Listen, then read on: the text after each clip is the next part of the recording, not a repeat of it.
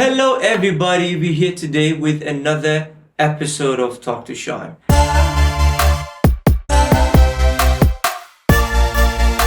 And we're here today with Siobhan Maher Kennedy. How are you doing today? It's so great to be back in Liverpool. We have a lot to talk about. I know you've been in the industry for a very long time. Yeah. Tell me, when did you start? What was the starting point of your journey? My mum and dad were in what you would call a working men's club act to start with, playing all the working men's clubs in Liverpool. And then they got a name for themselves because they were usually on the bill with a comedian called Tom O'Connor, who became very well known actually because he won Opportunity Knocks, which was a big talent show on the TV at the time. And so my mum and dad were doing theatres then, and they were out most nights performing as a band. And so, of course, I got the vibe from them that this was a really cool thing to be. They were always laughing and singing, and, I'd hear them loading the amplifiers back into our house at midnight, all laughing and having a great time. And I thought, I like this. I like the idea of, going out and performing and then coming home and, I just loved it. So my dad started letting me sing in the band here and there. So especially when they were doing like a charity event, like Alder Hey Hospital, something like that, I would get up and do a couple of songs. And I started on the ukulele because it was really simple. And he taught me 2 songs, like folky songs. One was Hang Down Your Head, Tom Dooley, which is really depressing for a child of 7 to sing. But, it's a folk song. Okay. And then the theme tune to Somewhere My Love. The theme tune to Dr. Zhivago, which was called Somewhere My Love, which was only 2 chords. So I could do both those songs, and that was kind of like my shtick. And I was probably 7 or 8. That was the starting point. It's been quite a journey for you, obviously. Yeah. One of the things that I'm really always interested to know, because especially with a musical career, it's always a bit of a fight in our mind with ourselves. That should I do this? Should I go to a 9-to-5 job? Should I change my career? Right. And it's always a bit of a challenge. So what kept you motivated during all those years to follow this career and path? Yeah, that's such a good point, because my dad never took the leap. He had a day job. And so I saw my dad be very kind of committed to, I've got to earn money for the family, not necessarily take the leap, and be a full-time musician. But because he did that, I was able to. So, I owe him that really, because I was comfortable enough in this lovely family in Liverpool that, your dad went out to work and earned the money as well as earning the money from the band. But because he did that and I had such a secure background, I was able to take the leap and be a full-time musician. Because I knew it was going to be hard. I knew there was going to be the rejections, and there was going to be, will we get a record deal or won't we? I knew there was going to be time on the dole, Sure. And it was funny, actually. We, in the 80s, when my band first started, we all went on this thing called the Enterprise Allowance Scheme, which gave you about £10 more than being on the dole. And most Liverpool bands, that's what we did. We were on the dole, we were writing songs and hoping for that record deal, So we went on the Enterprise Allowance Scheme, which, as I could say, gave us like an extra tenner. But we felt like we had a goal. We were a business, we were a band, and we were going to get a deal and we were going to make it our living. So I just kept looking at that goal. I just kept looking at other Liverpool bands getting record deals and knowing that we would be next, it was exciting. So having that vision in your mind made you able to carry on. Oh yeah, I mean we were seeing Liverpool bands get record deals every week. This was like 1985, 86. Okay. It was like, one of your mates is a doctor, one of them is a dentist, one of them works in the civil service and one of them's in a Liverpool band. You know, it was like, it wasn't unusual. Okay. And people expected to get record deals. And they did. They got record deals. And some of us made it and some of us didn't. You know, when you say made it, you know, meaning like chart hits, chart success, longevity. Sure. You know, some of them did really, really well, as we know.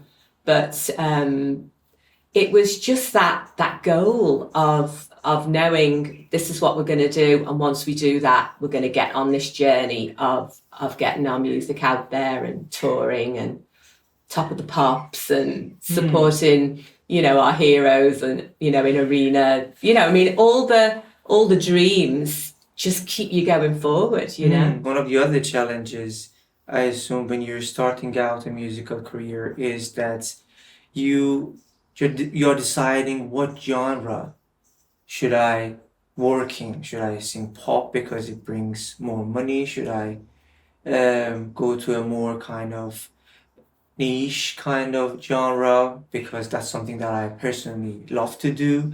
Or should I mix them together and make something new out of it? How did you decide what genre you want to work in? That is your age group saying that to me, genre. Okay. Right. It did not exist. All right. We had no genres. We had a top 40 and everybody, whether you were jazz, folk, pop, rap, hip hop, rock, whether you were a man in a suit dressed as a dinosaur jumping up and down, you all competed for the same chart. True. And we didn't think genre. We just thought it all starts with a song. You know, write the song. What does the song do for us? How should we, we were bass guitar, drums and my voice. So it came out the way it was going to come out. Yeah, true. Dependent on what we could play. And I mean, we weren't that proficient as musicians, but we had a thing going once we all started together and we were a band. Wow. So it all started with the song and we just never, genre was not a thing until that's more, this generation where people have started to divide music up. We just didn't even know what that was. You've had the experience of working in industry for a very long time. Yeah. You performed in different bands. You were in different bands. Yeah. Working in different bands and going from band to another. It's very challenging. Mentally and physically it's challenging.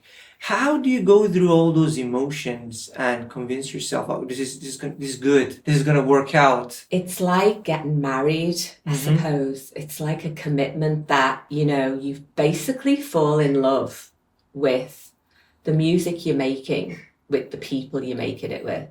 I definitely loved my band members in River City People. I married one of them. I really did love him. Sure. And I loved the others too. We were committed to each other. It was just our hopes and dreams all wrapped up in the four of us. Well, when that ends, it's like a divorce. It's as painful as one. You have hurt, you have, regrets, you have the missing of each other. Yeah, sure. You miss them. Because every single waking hour of your life was, how are we going to do this together? Sure. That's what being in a band is. And it's actually, when it's working, the best feeling in the world, which is why I'm kind of envious now of seeing the reuniting band, like seeing Duran Duran go on tour again, or Squeeze, or like China Crisis in Liverpool, and OMD, people that are still able to get together and do it, I can get why they're doing that, because you never lose the love of doing it together as a band. So then you move on to the next one and you move into it for the same reasons. Like when I moved from River City People, when it was all over, and it was just so sad and such a turmoil for me for it to be over. Then I got in a band with a friend who we loved the same type of music. It was a girl called Debbie Peterson, and she was in a pop band called the Bangles in America. And we called it Kindred Spirit because we were kindred spirits. We loved the same type of music. So we knew we were going to have a good time. And we knew that the music we would make would be fun.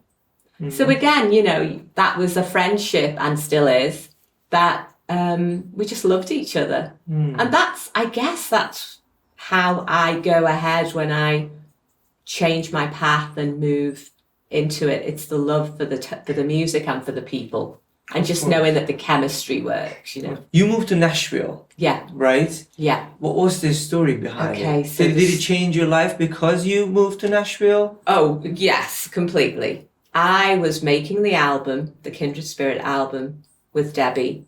We tracked in LA, and then our manager at the time, Miles Copeland, he'd managed the Police, but he'd also managed River City People as well. So when the band split up, he kept hold of me and put me with Debbie. So it was his idea to send us to Nashville. He said, I want you to go there because there are people there that know how to record voices properly. The vocals and the I guess the quality of the recordings he loved. And he was right. I mean, we went to Nashville and I was like, wow, I love the very analog feel of the recordings here. It feels very real and authentic. And for the first time, I had a record producer who wasn't burying my voice. I felt like my voice was up and you could hear it properly. And so I loved it. I was like, this is great. Well, to cut a long story short, because the podcast could not take the hours it would take to tell this story, but I ended up falling in love with him. That's how good he made my voice sound. And so I ended up marrying him, and that really changed my life, because then I was living in Nashville, like thousands of miles away from my family. I'm from Liverpool, but I felt at home in Nashville. It was a music city like Liverpool, and I loved the people that I was meeting. The quality of musicianship blew my mind. I was like, this is a kid in a candy store. I can have any type of musician accompany me, and I'm going to sound great, and it's going to be the best place to record. The love story I didn't expect, but that's what really got me to stay there and live there. So I've been there 27 years now, and, you know, had children. And so Nashville's basically, instead of it being my music city, although it is, it's ended up being where I created a family. Sure. As well. At the age of 7. Yeah. And you had an amazing journey of being in different bands and working with different musicians and exploring two of the most famous musical cities in the world, Liverpool and Nashville. So where are you going? Where is the future? I'm really having to craft the vision right now. I've really struggled this last year with what my vision is because I was so committed to being a stay-at-home mother. I tried doing the going on the road and leaving the kids, and I just wasn't happy. Although I was happy for myself singing, I was like, are they okay? You know, it's like having two hearts. One musical heart and one heart that belongs to the family. Well, the mum heart won. The mum heart won. I just couldn't, I couldn't do it. I mean, all power to anybody that can do it. And these days also, it's a little bit more acceptable to bring your child with you on things. Back in those days, it was like, oh, she's got the baby with her, you know. Yeah, sure. Whereas now, it's kind of, you know, fine, bring them on, you know. It wasn't like that back then. So I felt like it was a bit lonely going on a tour bus and knowing that, you know, was somebody picking up from school at the right time? Did they have their lunch? I just couldn't do it. I was also very privileged in that my husband earned enough money for me to be a stay-at-home mother. Sure. So don't get me wrong, I'm not saying everyone should stay at home because, you know, who can afford that these days? Mm-hmm. But also I'm glad that it's more embraced to bring your kids on things and people homeschool and do all that so that they can be musicians. So yeah, my vision right now is like, I want to do music,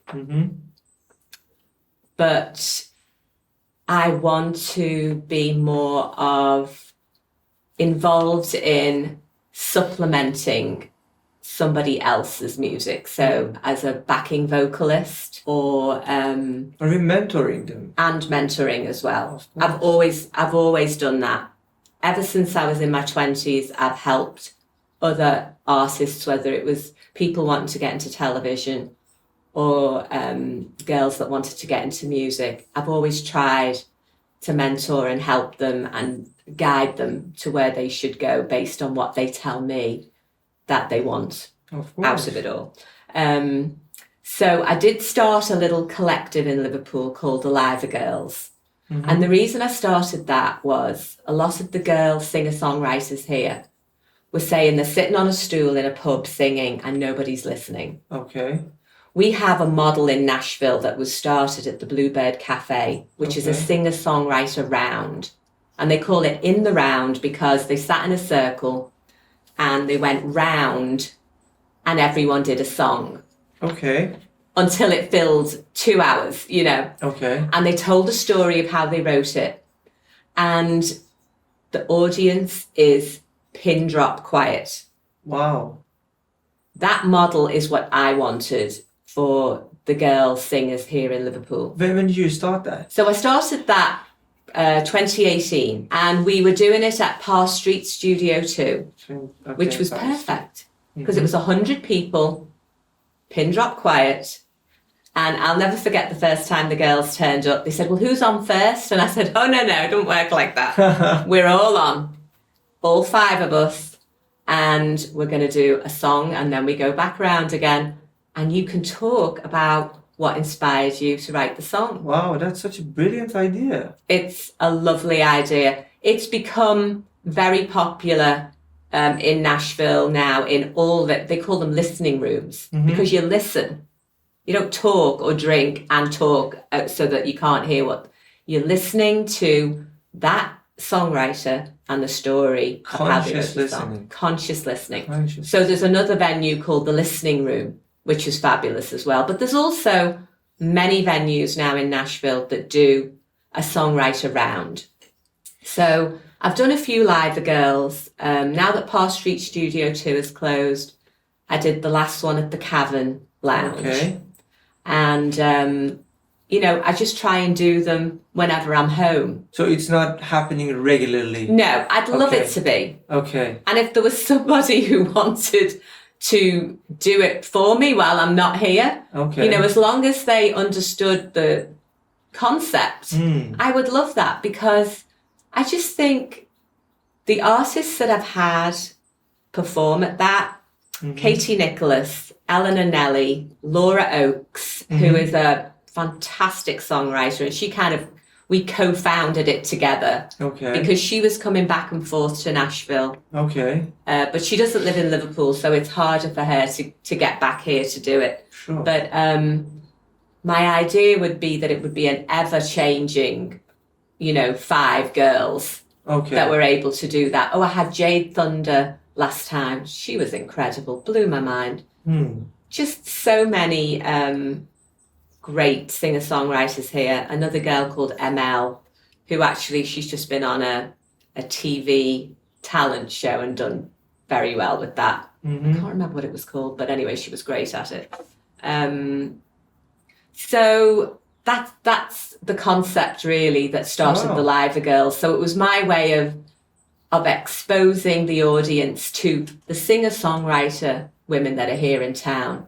And there's just so many of them. I mean, as I saw that you had Daisy Gill on this. I'd love to have Daisy do it. But, you know, I live in Nashville, so it's hard. It's like it's up to me every time I come home to have the wherewithal to put it together. Like I say, I really do want to keep singing, And I have got, I mean, I'm an empty nester for the first time, which is a big deal as the stay-at-home mother, to not have any kids at home. So finally I'm able to go on a tour. Sure. If somebody wanted me in their band as a background singer, Sure.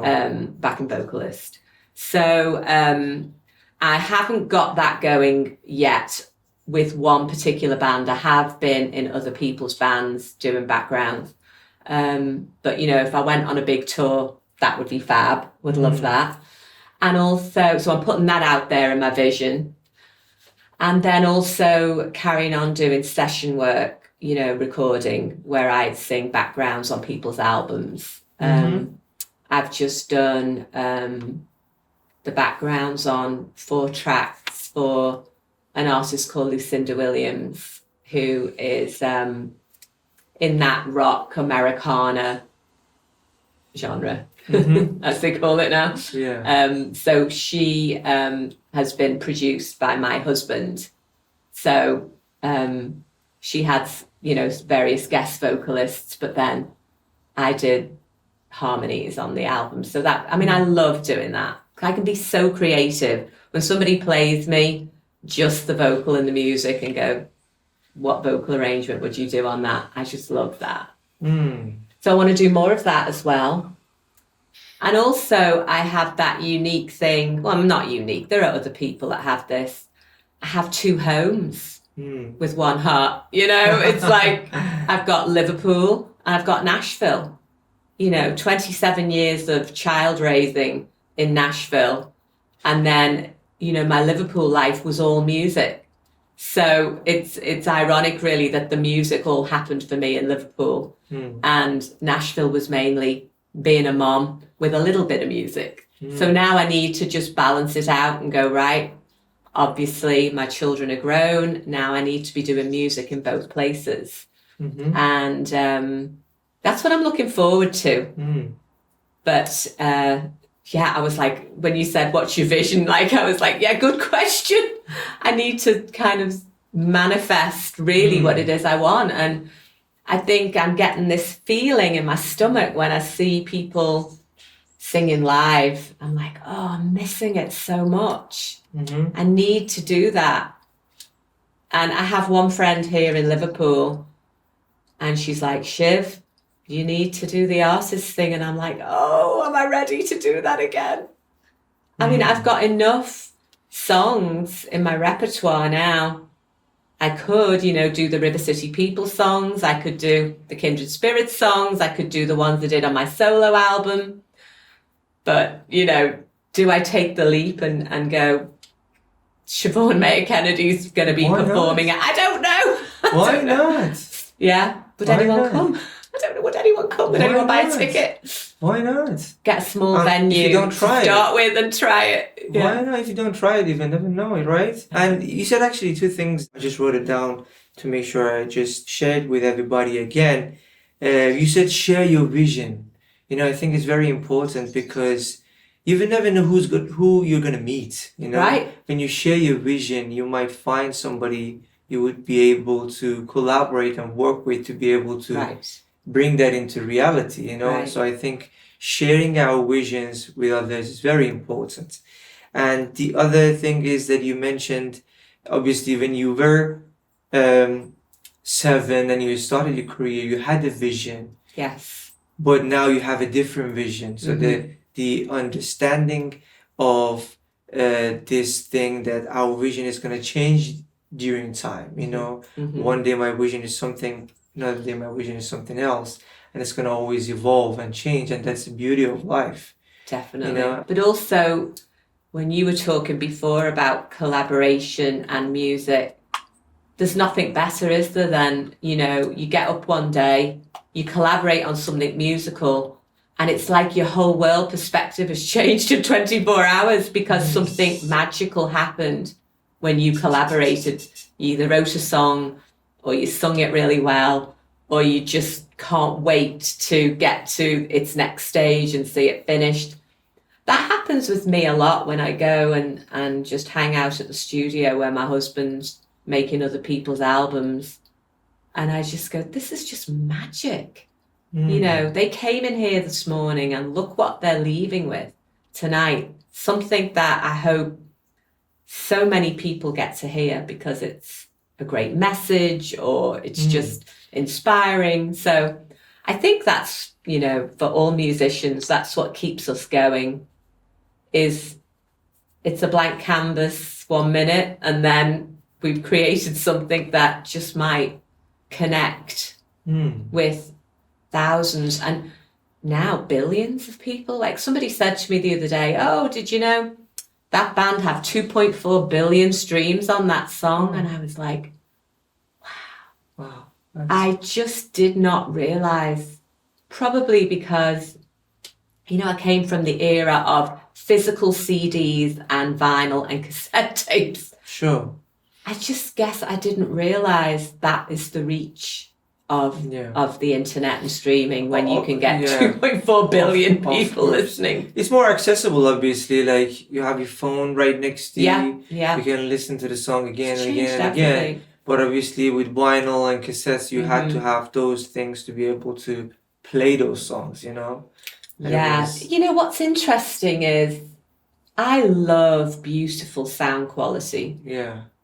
And I think that's where I'm a little confused right now because we're all listening on a phone, which isn't the most fantastic way to listen. Yeah, true. Very true.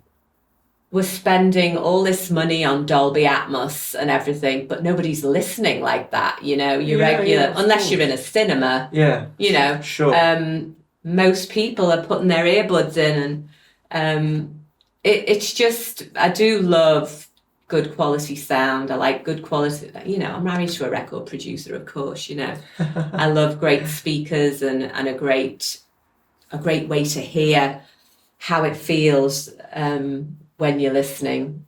But I mean, our phones are great. It's just, it's very, very different. It's not comparable, obviously.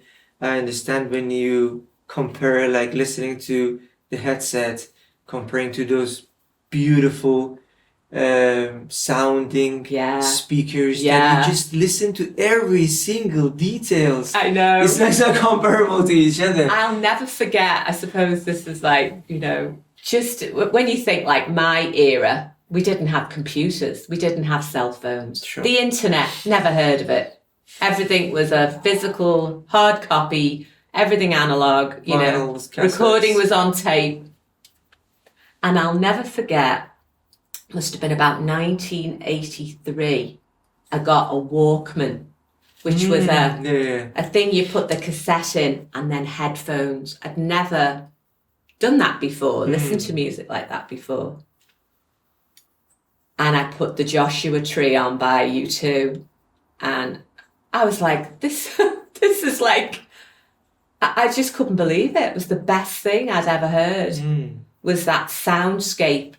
So, and obviously that was great mixing, great production, great sound quality, but to hear it in my ears, I laugh now and I think, but that was just such an amazing experience.